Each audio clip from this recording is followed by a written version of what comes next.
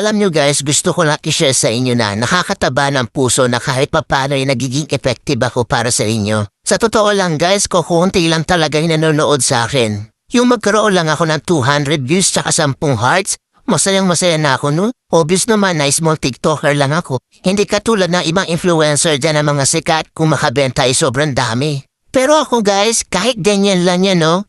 Ang saya-saya, promise. Kahit ganyan lang guys. Feeling ko hindi ako napanghihinaan ng loob. Kumbaga, tuloy-tuloy lang, enjoy lang sa TikTok. Sana naman sa mga mahilig mag-check out dyan, sana lang ma-appreciate nyo din kami mga small TikToker na gumagawa ng mga original content.